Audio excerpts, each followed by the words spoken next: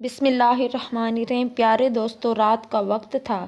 جنگل میں سناٹا اور دو معصوم بہنیں ایک درخت کے سائے میں بیٹھی اپنی قسمت کو کوس رہی تھیں۔ درخت کی شاخ پر وہی پگڑی لٹک رہی تھی جو ان کے باپ نے وہاں باندھی تھی، ایک جھوٹی تسلی اور ایک دھوکہ اپنی طرف سے دیا گیا تھا۔ تو ایک بہن کہنے لگی، آپی، ابا ابھی تک نہیں آئے، وہ ہمیں لینے آئیں گے نا؟ چھوٹی بہن کی آنکھوں میں آنسو تھے۔ بڑی بہن نے دھیرے سے پگڑی کی طرف دیکھا اور ایک ٹھنڈی سانس لی۔ نہیں ابا نہیں آئیں گے، ہمیں خود ہی اپنی راہ بنانی ہوگی۔ دونوں بہنیں بے یار و مددگار، بھوک پیاس اور خوف سے نڈھال، ہر طرف اندھیرا، عجیب سی سرگوشیاں، درختوں کے پتوں میں سرسراہٹ، ایسا لگ رہا تھا جیسے جنگل خود بھی ان پر ہنس رہا ہو۔ اچانک انہیں ایک کٹیا نظر آئی، اندر روشنی جھلملا رہی تھی۔ دروازے پر ایک بڑھیا بیٹھی چرخا کاٹ رہی تھی۔ اس کی نظریں جیسے ہی دونوں بہنوں پر پڑی، اس کا چہرہ سخت ہو گیا۔ یہاں کیوں آئی ہو بچیوں؟ جاؤ یہاں سے، فوراً چلی جاؤ۔ بڑھیا کی لہجے میں عجیب سا خوف تھا تو وہ کہنے لگی، مائی، ہمیں کہیں پناہ نہیں ملی؟ بڑی بہن ہر طرف دیکھتے ہوئے بولی تو اس بوڑھی عورت نے کہا کہ عجیب بات ہے۔ اس بوڑھی عورت نے دونوں بہنوں کو عجیب نظروں سے دیکھا۔ وہ بوڑھی عورت ہنسنے لگی، ہاں پناہ، یہاں پناہ کسی کو نہیں ملتی، یہاں صرف وہ درندہ ہی پناہ لے سکتا ہے۔ وہ بڑھیا خود کیسے رہ رہی تھی؟ آخر وہ کیوں لڑکیوں کو وہاں رہنے سے روک رہی تھی اور کیوں ہنس رہی تھی؟ آخر وہ کیا راز جانتی تھی؟ اور پھر ان دونوں بہنوں کی قسمت کیسے پلٹا کھاتی ہے، یہ جان کر آپ اپنے آنسو نہیں روک پائیں گے۔ دھوکے نے خوبصورتی کو کس کے ہاتھوں پہنچا دیا، پتہ ہی نہ چلا۔ ایک قاضی صاحب تھے جن کی دو بیٹیاں تھیں۔ ان کی ماں بچپن میں ہی فوت ہو چکی تھی۔ ان کی بڑی بیٹی جو بہت ہی خوبصورت تھی، اس کا نام کومل تھا اور سب سے چھوٹی بیٹی کا نام زینب تھا۔ کومل بہت ہی معصوم اور نفیس تھی۔ اس کی خوبصورتی کی جتنی تعریف کی جائے کم تھی۔ پورا گاؤں کومل کی خوبصورتی کی تعریف کیا کرتا تھا۔ دونوں بہنوں میں بہت محبت تھی۔ قاضی سلیمان نے ان کی تربیت میں بھی کوئی کمی نہ چھوڑی تھی، اپنی ماں کی کمی کبھی محسوس انہیں نہ ہونے دی۔ کہتے ہیں نا کہ وقت کبھی کبھی ایسا پلٹا کھاتا ہے کہ بڑے بڑے بھی دیکھتے رہ جاتے ہیں۔ ایسے ہی کومل اور زینب کے ساتھ ہونے والا تھا۔ آنے والے وقت میں ان کی قسمت بدلنے والی تھی۔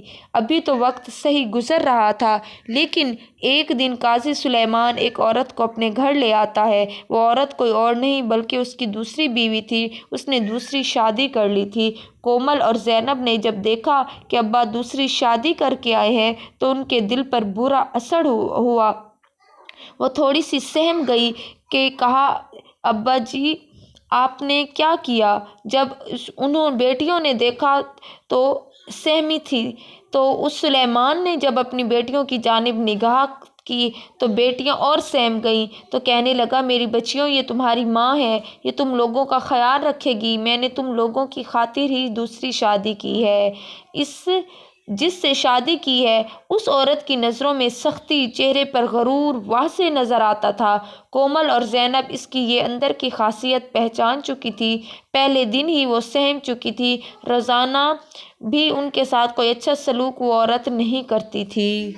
کومل اور زینب کا دل کبھی اس ستیلی ماں کے ساتھ نہ لگا۔ وہ ہمیشہ اس سے دور رہتی اور اپنی دنیا میں مگن رہتی۔ ایک دن قاضی سلیمان نے اپنی دونوں بیٹیوں کو رات میں بلایا اور اپنے کمرے میں بلا کر کہتا ہے، میری بچیوں، یہ تم لوگوں کی اس کی ہر بات ماننا کیونکہ یہ تم لوگوں کی ماں ہے۔ لیکن میں نے سنا ہے کہ یہ کہہ رہی ہے کہ تم لوگ اس سے بات تک نہیں کرتی۔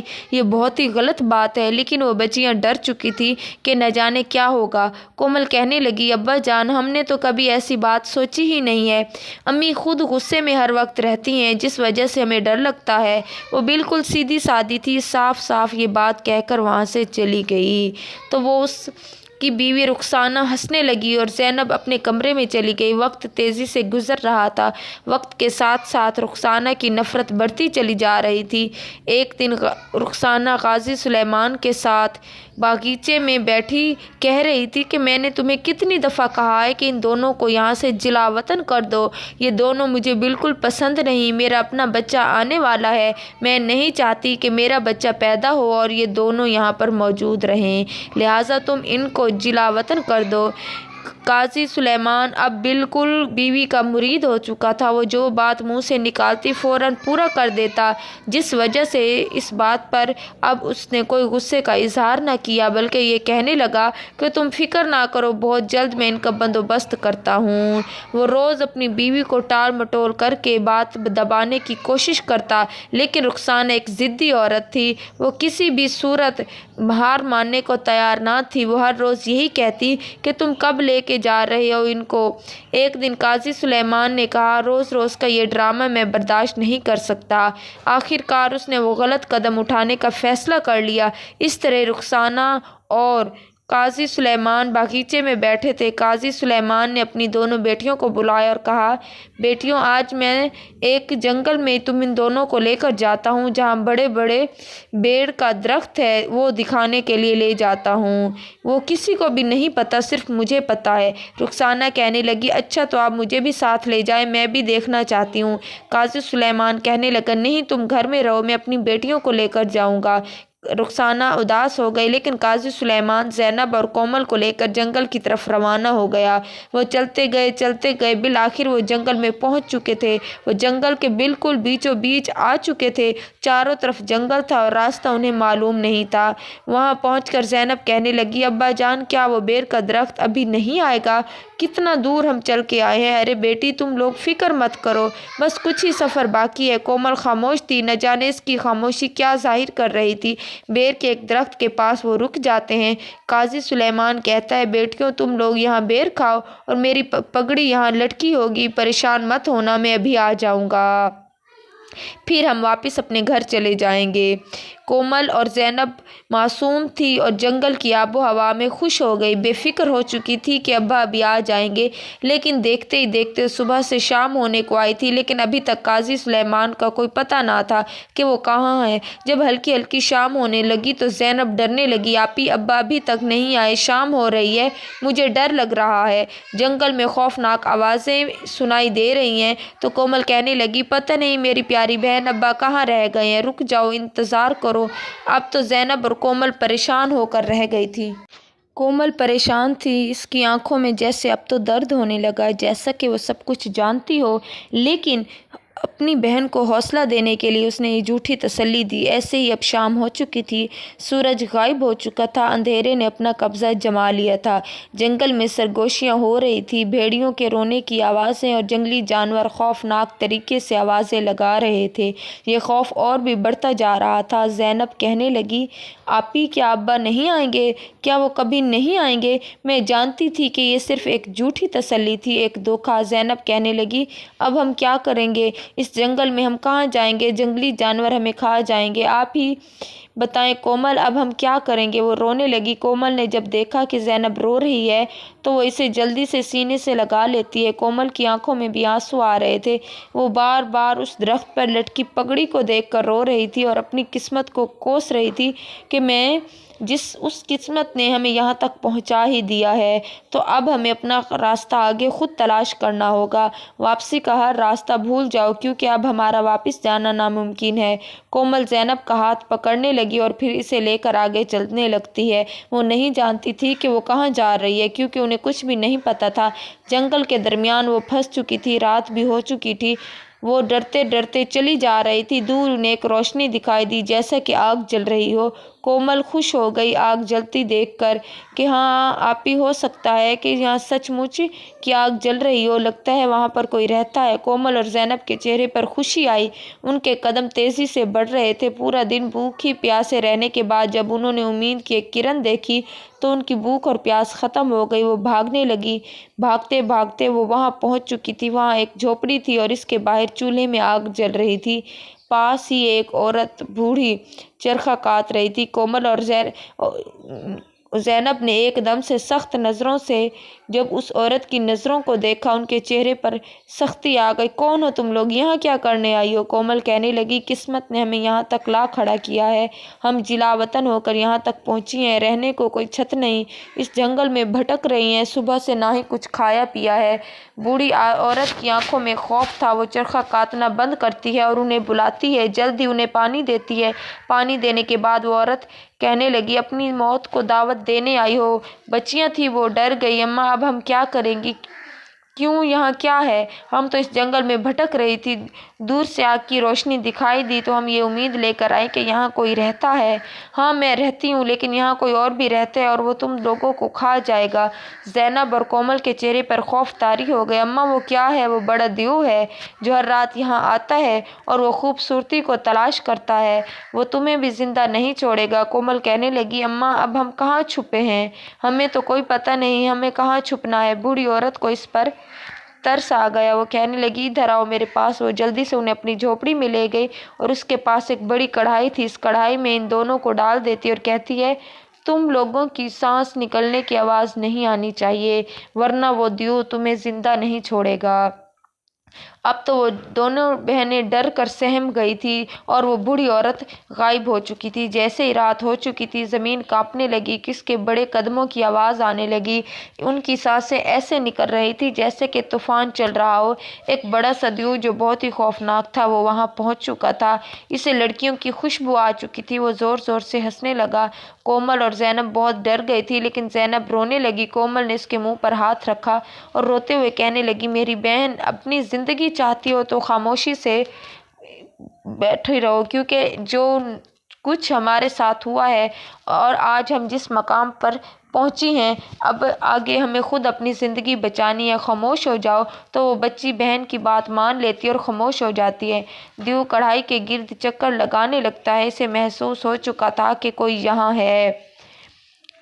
अब वो दियो कढ़ाई के नीचे बहुत सारी लकड़ियां रखता है। कोमल ये सारा मंजर देख रही थी। उसने जब देखा कि जैसे ही वो कढ़ाई के नीचे आग लगा रहा है तो वो समझ गई कि यकीनन इनके साथ धोखा हुआ है। वो जल्दी से अपनी बहन ज़ैनब को वहाँ से लेकर भाग जाती है। वहाँ पर एक दरख्त था जिसके पास वो छुप जाती है। दियो बेखबर अपना अमल करता रहता है। तो वो दियो अब बूढ़ी औरत से कहते हैं, तुम यहाँ रुको, मैं अभी लकड़ियाँ लेकर आता हूँ। इसने आग लगा दी और फिर इसके अंदर तेल डाल दिए। तेल खोलने लगा। कोमल का दिल बंद होने लगा कि अगर वो अपनी बहन और ख़ुद को कुछ लम्हे पहले यहाँ से ना निकालती तो वो इस तेल में पक जाती। वो रोने लगी कि उस बूढ़ी औरत ने हमारे साथ धोखा किया। अब तो जल्दी से कोमल और ज़ैनब ने मौके का फ़ायदा उठाया और उस जलते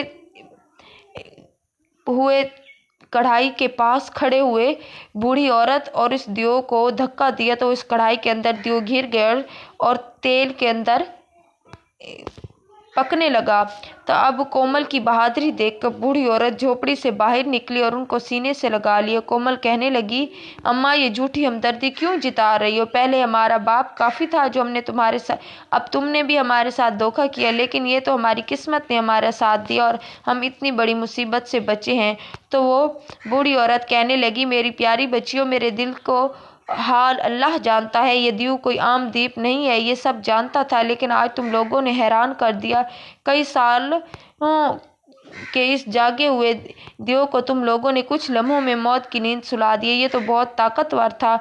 अम्मा अल्लाह ने हमारी मदद की और मौके का फ़ायदा उठाया, लेकिन तुमने हमें इस कढ़ाई के अंदर क्यों डाला था? अरे बेटी, ये दीप सब जानता था। जो भी इंसान यहाँ आता इसे पता लग जाता है, और अगर मैं ऐसा ना करती तो वो मुझे भी मार देता। लेकिन मैं जानती थी कि तुम लोग बहादुर हो। इतनी रात को जंगल में तन्हा चल रही हो, अभी तक किसी चीज़ ने कुछ नहीं किया, तो यकीनन तुम लोग बच जाओगी। और मैंने तुम लोगों को इसलिए कढ़ाई में डाला क्योंकि बड़ी लड़की तुम खूबसूरत थी। कोमल को वो कह रही थी वो तुम्हें देखते ही वहाँ से निकाल लेता, क्योंकि इसे खूबसूरत लड़कियाँ बहुत पसंद है। अब तो उनकी बातें हो रही थी कि बूढ़ी औरत कहने लगी, डरो मत, अब वो मर चुका है, अब तुम लोग बेफिक्र होकर मेरे पास रह सकती हो, मेरी बेटियाँ बनकर।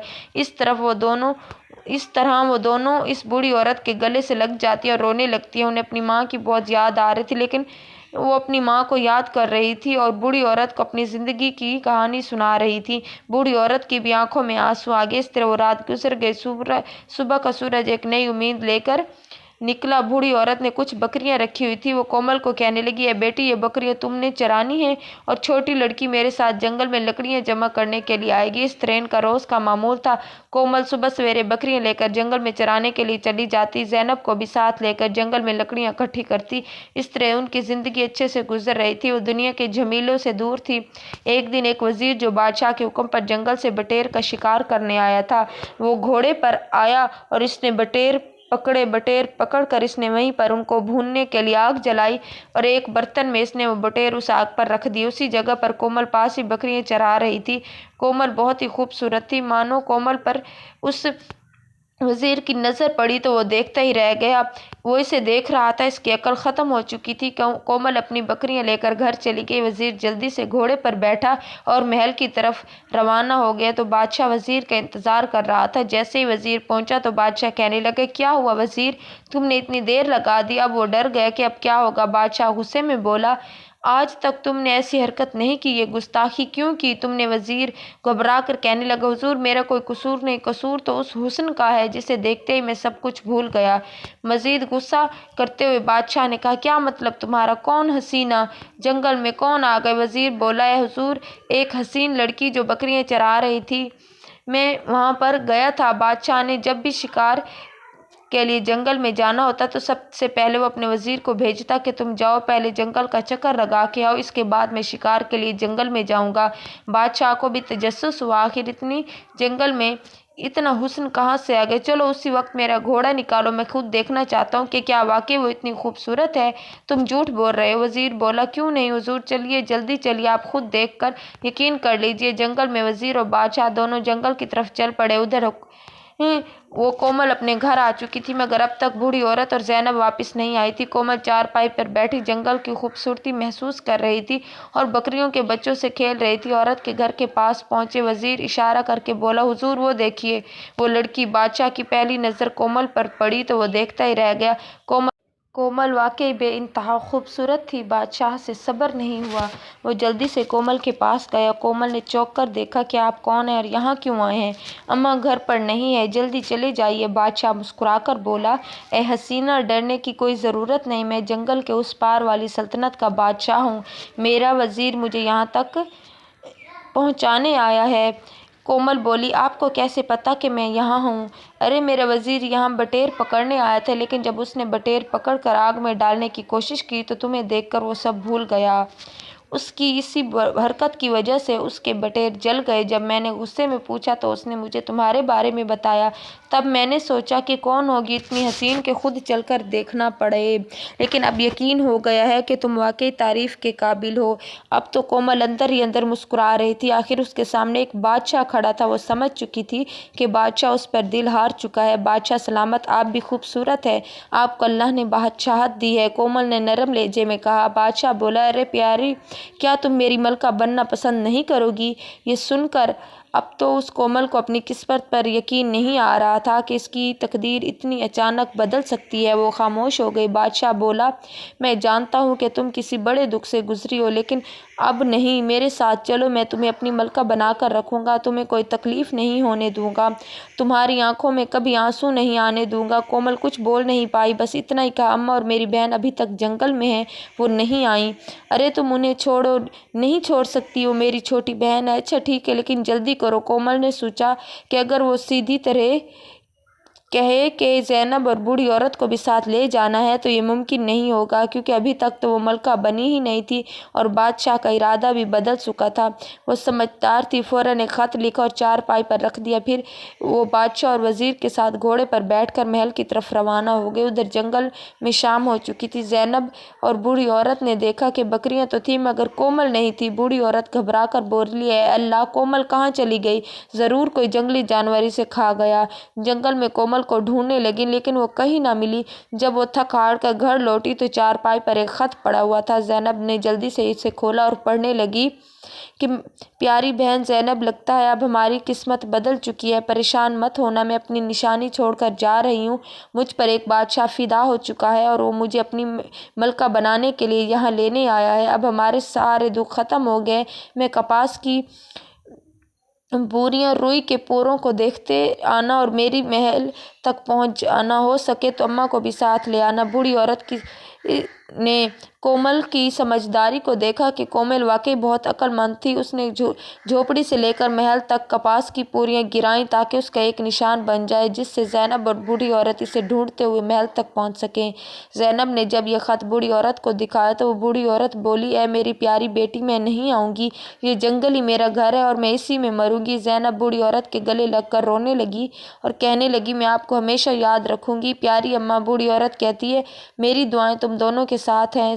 यूँ समझो कि मैं तुम लोगों की माँ हूँ और हाँ, वापस कभी मेरे यहाँ मत आना क्योंकि ये जंगल है, रंग बदलते रहते हैं। ये कहकर ज़ैनब उस कपास के पूरों को रास्ते में देखती गई और उठाती गई। चलते चलते आखिरकार महल तक पहुंच गई। महल के पास पहुंचकर सिपाहियों ने कहा, ए लड़की, कौन हो तुम? मैं ज़ैनब हूँ, कोमल की बहन। जैसे ही सिपाहियों ने सुना कि ये मलका की बहन है तो इसी दौरान ज़ैनब को कोमल के पास लाया गया। कोमल ने जब ज़ैनब को देखा दौड़कर उसे सीने से लगा लिया और रोने लगी।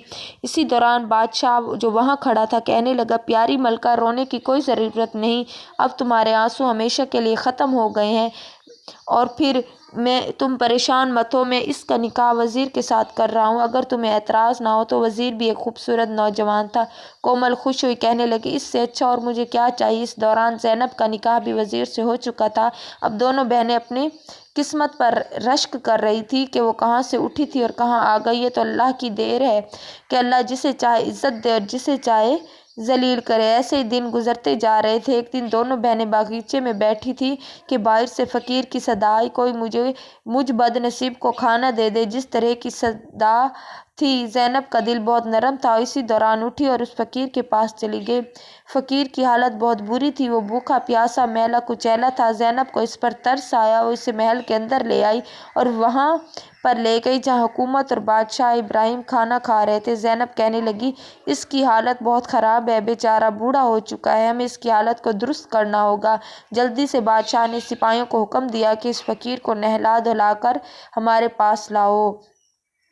जैसे ही वो फ़कीर नहा धोकर कपड़े पहनकर सामने आया तो ज़ैनब ने जब गौर किया तो वो उसे पहचान चुकी थी कि ये कोई और नहीं उनका बाप है। लेकिन इस बूढ़े शख्स की आंखों में आंसू थे। वो अपनी बेटियों को पहचान चुका था लेकिन अपनी तकदीर के हाथों में मजबूर था और शर्मिंदगी के मारे उन्हें कुछ कह नहीं रहा था। इसी दौरान कोमल दौड़ कर आई और अपने बाप को गले से लगा लिया। ये बहुत दुखी लम्हा था। बादशाह की आंखों में भी आंसू आ गए। ज़ैनब भी रोने लगी और रोते हुए अपने बाप को सीने से लगा लिए। इस दौरान वो रो रही थी। पास खड़े महल के सारे सिपाही, वजीर और बादशाह सब रो रहे थे। फिजा में दुख छा गया, ऐसा दुख जो परिंदे भी महसूस कर रहे थे। कोमल कहने लगी, ऐ हमारे प्यारे अब्बा, आज भी वो पगड़ी हमारे पास है क्योंकि आप तो हमारे बाप थे, हम आपको कभी नहीं भूल सकते। वो रोने लगा, मुझे माफ़ कर दो मेरी बच्चियों, मुझको मेरे किए की सज़ा मिल चुकी है। मैं बहुत पत्थर दिल इंसान था जिसका तार औरत की वजह से बंध चुका था, जिसके कहने पर मैंने तुम लोगों को अपने घर से निकाला और उसी बात की सज़ा ने मुझे यहाँ तक पहुँचा दिया। मेरी सारी जायदाद, सारी दौलत वो धोखे से बेचकर खा गए और मुझे धक्का देकर घर से निकाल दिया। ये लोगों के ये सलूक उनने मेरे साथ किया। कोमल और ज़ैनब रो रही थी। वो अपने बाप से कहती, अब्बा हम तो आपका खून है ना, हम आपके साथ दगा कैसे कर सकते थे। चाहे आपने हमारे साथ बुरा किया लेकिन आप फिर भी हमारे बाप है। इसी दौरान कोमल ने जल्दी से कह दिया कि मेरे अब्बा के लिए खाना लाओ। बादशाह इब्राहिम पास आकर कहते, बाबा जी क्या आपने बहुत गलत किया अपनी बेटियों के साथ, भला ऐसे भी कोई करता है? ये तो आपका अपना खून था, जंगल में छोड़ने पर तैयार हो गए। देखा आपने, अपना खून अपना होता है। इस गैर औरत का अंजाम तो आपने देख ही लिया। आखिरकार आपको अपनी बेटियों की जिंदगी मिल ही गई। वो रो रहा था, बेटा तुम कौन हो? कोई अमीर शख्स लगते हो। इब्राहिम मुस्कुराकर कहने लगा, बाबा जी मैं इस सल्तनत का बादशाह हूँ और ये मेरी मलका और ज़ैनब वज़ीर की बीवी है। ये सुनते हुए बूढ़ा शख्स रोने लगा और रोते रोते इसने बादशाह को सीने से लगाया। बादशाह भी रोने लगा, बेटी चाहिए तो मुझे सज़ा दो, मैं हकदार हूँ इसका। अब आप ये कैसी बातें कर रही हैं? आप हमारे बाप हैं, जब अल्लाह ने हमें इज़्ज़त दी है तो कौन हमारी इज़्ज़त छीन सकता है? आप हमारे साथ यहीं पर रहेंगे। प्यारे दोस्तों, कहते हैं अल्लाह जिसको رکھے اس کو کون چکھے۔ بالکل اسی طرح جب باپ نے اپنی بیٹیوں کو جنگل میں چھوڑا تھا اس عورت کے لیے، تو اللہ تعالیٰ نے ان بچیوں کی کیسے حفاظت کی، ان بچیوں کو کس مقام تک پہنچایا۔ جب باپ نے اپنی بیٹیوں کو دیکھا تو رشک کرنے لگا اور معافی مانگ لی۔ یہ ہوتی ہے ہم لوگوں کی قسمت، جس کو ہم ہر وقت کوستے رہتے ہیں کہ اللہ تعالیٰ نے ہماری قسمت کیسے لکھی ہے۔ ہمیں معلوم ہی نہیں ہوتا کہ اللہ تعالیٰ ہماری کتنی خوبصورت قسمت لکھ رہا ہوتا ہے۔